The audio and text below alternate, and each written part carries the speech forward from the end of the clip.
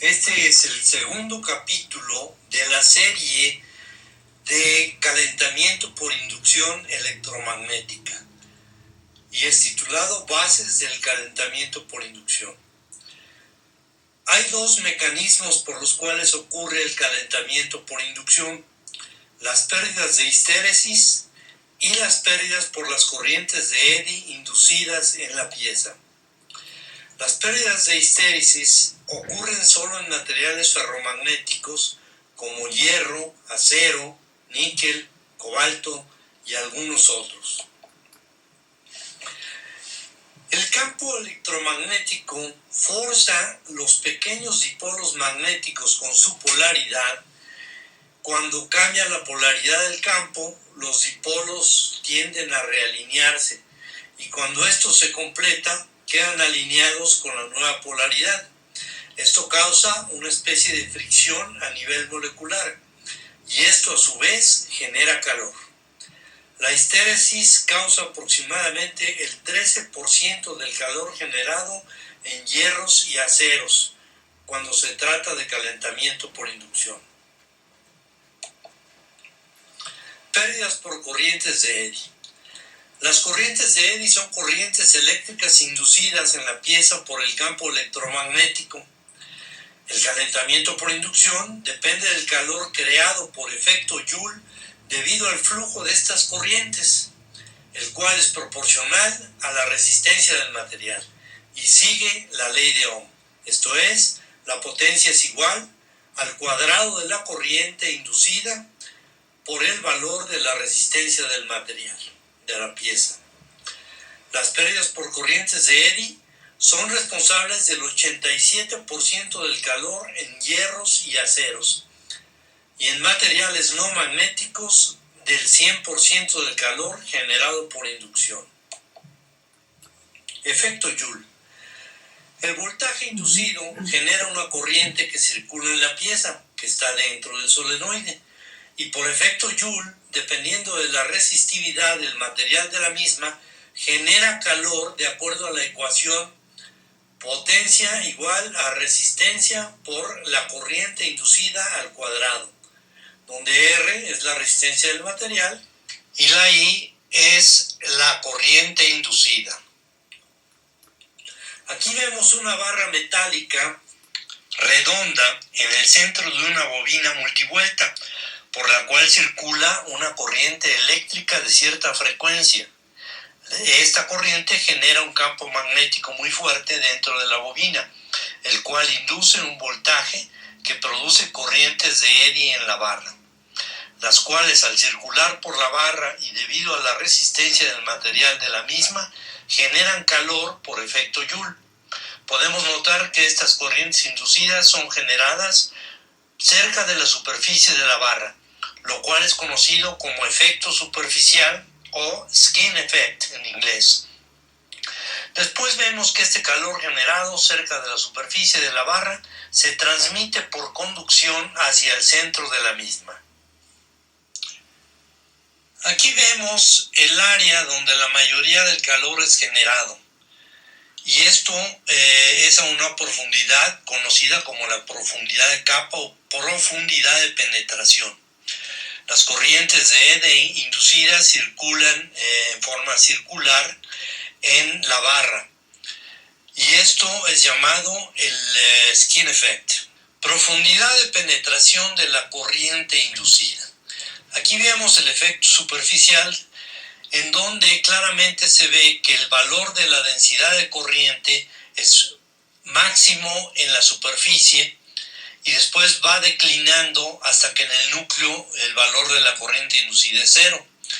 De tal modo que el 86% de la potencia inducida se genera a la profundidad de penetración de la corriente inducida. Aquí vemos las fórmulas que nos permiten calcular la profundidad de penetración de la corriente. Para calcular esta profundidad en pulgadas usaremos la fórmula de la parte superior, en donde D es la profundidad de penetración y es igual a 3160 por la raíz de la resistividad entre la permeabilidad por la frecuencia. En el caso de querer calcular esta profundidad en centímetros, usaremos la fórmula que está en la parte de abajo. Reiteramos que el 86% de la potencia inducida estará concentrada dentro de una capa superficial del tocho o barra. En la selección de la frecuencia para un calentamiento total de barra para procesos de forja en caliente o forja en tibio, se deberá considerar que el diámetro de la pieza a calentar deberá tener como mínimo 4 veces la profundidad de penetración de la corriente inducida para tener la mayor eficiencia en el calentamiento. En esta gráfica vemos que cuando tenemos un diámetro de pieza o barra de 3 veces la profundidad de penetración, nuestra eficiencia en el calentamiento andará como a los 57%.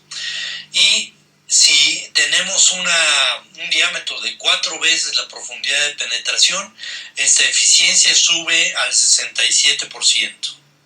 En esta tabla vemos que a menor el valor de la frecuencia, mayor el valor de la profundidad de penetración.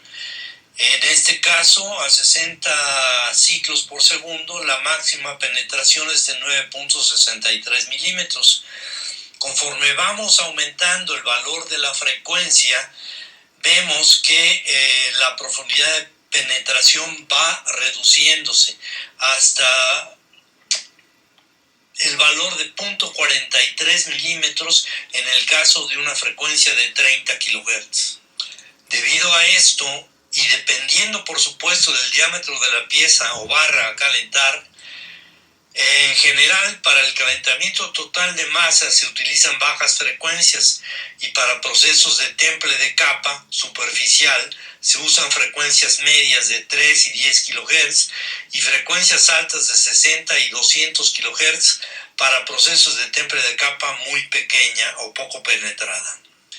Aquí podemos ver cómo es el flujo de la temperatura en una barra que está siendo calentada por inducción, en donde el área donde la mayoría del calor es generada, o sea, la profundidad de penetración de la corriente está cerca de la superficie.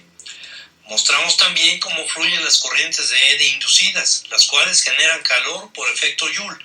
Ese calor generado viaja por conducción hacia el centro y hacia la superficie de la barra, en donde se generan pérdidas de calor y de temperatura por radiación y por convección. Efecto de la frecuencia en la profundidad de penetración. Aquí reiteramos el efecto de la frecuencia en la profundidad de penetración. A mayor frecuencia, menor profundidad de las corrientes inducidas. Y a menor frecuencia, mayor profundidad de penetración de las corrientes inducidas. Esta gráfica se aplica para el calentamiento por inducción total de la masa de barras metálicas redondas, en donde podemos ver que en el inicio del calentamiento por inducción la temperatura de la superficie de la barra se incrementa mucho más rápidamente que la temperatura del núcleo de la misma. Esto debido al efecto de piel o superficie que ya discutimos. Después hay una zona donde el diferencial de temperatura del núcleo a superficie se mantiene constante, hasta llegar al punto en que los tochos o barras salen de las bobinas de inducción y por tanto se suspenden las corrientes inducidas y empieza a disminuir la temperatura de la superficie de la barra, debido a las pérdidas por radiación y por convección, mientras que la temperatura del núcleo de la barra sigue incrementándose hasta llegar a un punto en el tiempo en que se igualan, siendo este el punto ideal para efectuar el proceso de forja en caliente a una temperatura aproximada de 2350 grados Fahrenheit o 1288 grados centígrados. Por tanto, los sistemas de forja en caliente deberían ser diseñados para hacer llegar los tochos que salen de las bobinas de inducción a la prensa o equipo de forja en el tiempo en el que las temperaturas de superficie a núcleo se igualan. Aquí mostramos una bobina de inducción tipo ranura para calentamiento total de barras, la cual tiene 3 tamaños diferentes de apertura. Eficiencia y frecuencia. La eficiencia energética en la transferencia de la energía enviada a la bobina con respecto a la energía recibida en la pieza a calentar está entre el 15 y 92%, dependiendo del material, el acoplamiento, la frecuencia y el diseño de la bobina. Una buena selección de frecuencia puede hacer la diferencia en la eficiencia e incluso una mala selección pudiera impedir totalmente el calentamiento. En general, a mayor frecuencia se obtiene una mejor eficiencia. Sin embargo, se debe tomar en cuenta que también se requerirá un mayor tiempo para uniformizar la temperatura en el caso de calentamiento total de masa, no siendo así en el caso de temple por inducción para obtener capas superficiales duras. Potencia versus corriente. El efecto de superficie con alta frecuencia para una barra de gran diámetro comparado con la profundidad de referencia.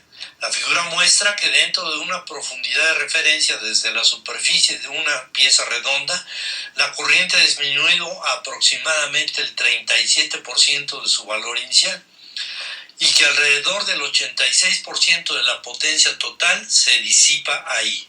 Permeabilidad. La permeabilidad es una medida de la magnetividad de un material.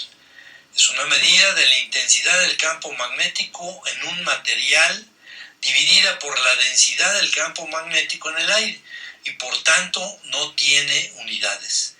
Y se representa por la letra griega mu. Permeabilidad versus potencia. A mayor permeabilidad, en general se tiene mayor eficiencia en el calentamiento, pero este efecto desaparece a la temperatura Curie, que es de alrededor de 760 grados centígrados, lo que representa un problema en aplicaciones de endurecimiento de aceros, ya que se tiene una muy compleja estructura de baja permeabilidad en las capas superficiales y alta permeabilidad en el núcleo.